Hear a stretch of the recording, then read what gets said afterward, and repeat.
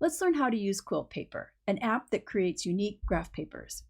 Graph paper created with QuiltPaper is a terrific alternative to pulling out a sheet of 1/4-inch paper and all the tedious drafting that involves. Even better, a QuiltPaper can be saved to the Paint tool where you can use color and annotations to plan designs. I'll start with a general tour of the app, then together we'll create a couple of graph papers so you can see QuiltPaper in action. The app opens to this page. As you look to the left, you'll notice a couple of icons labeled Quick Picks. Then looking to the right are the 3 included papers, grid, dots, diagonal, followed by a number of specialty graph papers that can be added. Going back over to the left are the Quick Pick icons. What is a Quick Pick? It is a predefined graph paper that can be used as is or edited. They are intended to be both inspirational and a quick start for creating unique papers. I'll switch to the small icon view and scroll through the list. There are examples of papers made from every graph paper, including papers I have not purchased. All right, let's go back to the main page. Along the top are 2 buttons. You'll see More in the upper right throughout QuiltPaper. On this page, More has a few administrative resources. There are also 2 controls I want to point out. The first one is at the top, Default Paper Settings. Here is where the defaults are set for new papers: size of the page, choice of inch or metric units in centimeter or millimeter, and for papers shared as a PDF, the default line weight. All of these defaults can be overridden on an individual paper. So, if a particular paper is unique, open the More button on that paper and make changes to its paper settings. At the bottom of every More is Help. Help has the tips, links, and videos that are helpful on a particular page. Here, Help has a reminder about how to set paper defaults, this video, and videos on quick picks and making templates for EPP. Also at the top right is the Folder button. The folder has a complete listing of all your papers. More in the File folder has tools to duplicate and delete papers. You can also long press a paper to open Duplicate, Delete, and Rename for just that single paper. Let's jump in and create a graph paper. To create a graph paper, I begin by choosing the paper I want and tapping on its icon. If I'm interested in a paper that is locked, I can just tap, purchase, and begin work. Let's unlock the 8-point star paper and create a graph paper. Notice the cost to buy this locked paper is the same as the price of the original app. And it's worth mentioning that once you have bought 5 additional papers, all the papers become unlocked and you'll never pay for any new papers as they are added. The 8-point star is now unlocked, so I can tap to open it. I'll tap the plus, which opens the edit screen.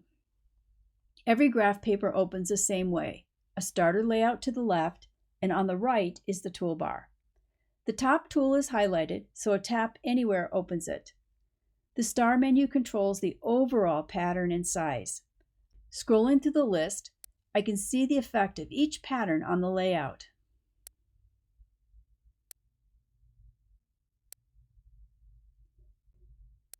Now that I have my pattern, I can make adjustments to create my own design. I think I'll leave the line color at the green default, but I'm going to adjust the line to fine to make the grid less prominent. I'm also going to check out the 3 8-point star options.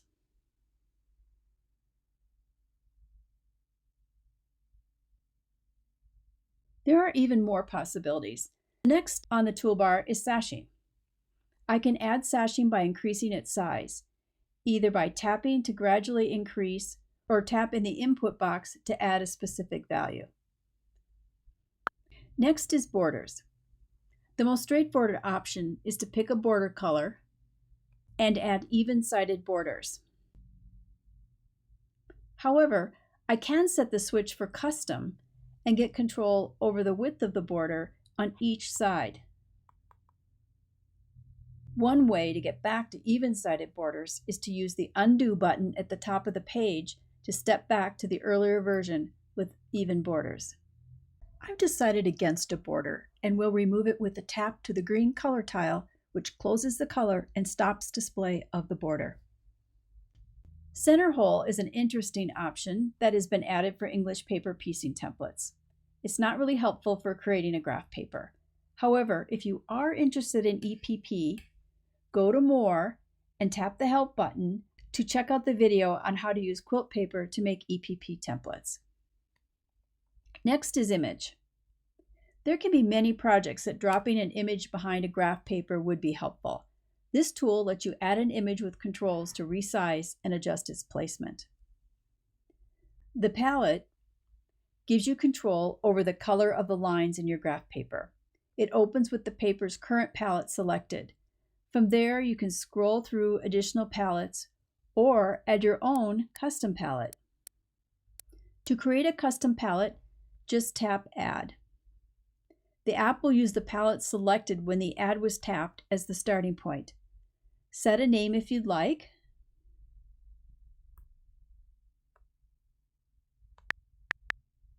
And then create your palette.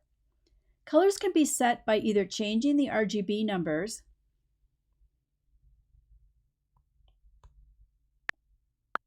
or by increasing or decreasing the value until you see the color you want.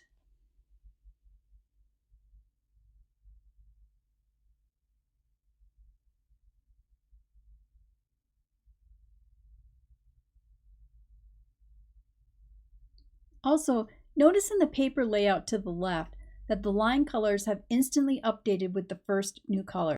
The first color on the new palette replaces the green lines because green is the first color in the default palette. Next, text has controls to edit the name of the paper and to add a title on the paper with a choice of font and placement controls. The very last icon on the toolbar is page settings.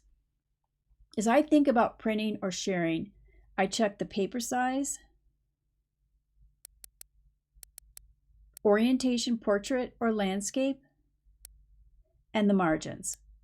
Notice that on the layout to the left there is a dotted blue line. It shows the print margins when I'm in page settings. It's helpful to know that quilt paper always adjusts the graph paper grid so it fits within the margins. This means you can also use the margin settings to control the overall size of a graph paper.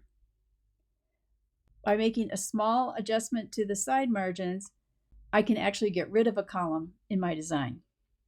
Finally, let's look at the More button on this paper. First is Paper Settings, where you can override the default settings for the paper. Next are the 4 options to share your paper: Share, PDF, Image, and Print. The first, Share, transfers the file to open it on another device running quilt paper. PDF opens the paper as a PDF, which can then be shared. Image exports the image as a PNG with a few adjustments to the background and image size. Finally, Print launches printing. There's one caveat on printing. You should be aware that the transfer of a paper to a printer can sometimes introduce slight distortions. Usually this doesn't matter. However, for some projects, you'll need the grid to print the exact size. When this is the case, print a test page and then use a ruler to measure a side to confirm that it is exactly as you expected. For this paper, I'd expect the side of the star to be a ½ inch. If it is not, I'll need to take a moment and find the right combination of settings. If the test page doesn't print at the exact size, open More to open Help. In the Help pop-up, there is a link to guidance on how to print a grid at its exact size. It is the first link listed, Exact Scale Printing. Before we leave this paper, I do want to point out one button along the top that we haven't talked about, the paintbrush. Paintbrush saves the graph paper at a choice of 3 sizes and opens it with a set of tools to color and annotate the paper. Once a paper is brought into paint, the grid is frozen.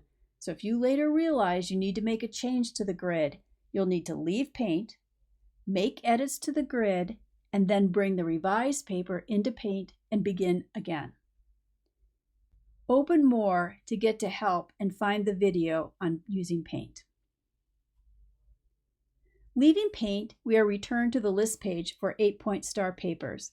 Our new paper has been added with the default name, and the paint version has been added with a green paintbrush badge. Let's go back to the main screen and look at one more paper. Let's open Grid.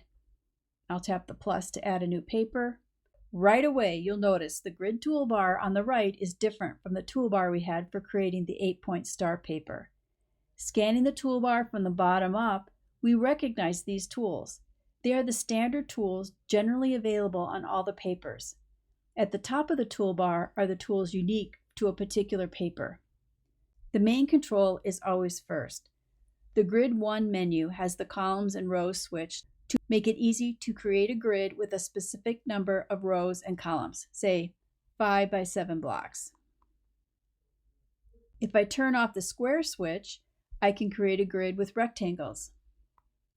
Before we go on, I'm going to adjust the line weight of the major grid to heavy so I can see it easily. Grid 2 is a division of the major grid. The minor grid is added by turning on a line color, and I'm going to set it to mid-weight. Grid 3 divides the minor grid, again by turning on a line color. With just a few taps, I've created a graph paper with 4 patch quilt blocks. Other tools can vary between papers. For example, sashing. By increasing the sashing size from 0, sashing is instantly added around the major grid. Choosing a sashing color makes the cornerstones available. Choose a cornerstone, then increase the size from 0 to see them.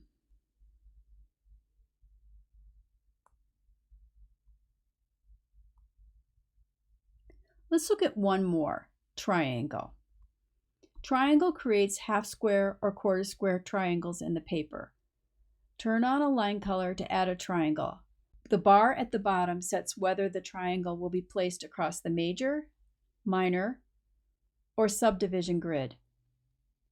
Looking at the tools bar, you can see there are a few more tools to explore on Grid. And as you work with other papers, you should find the controls you need to create the paper you want for your project.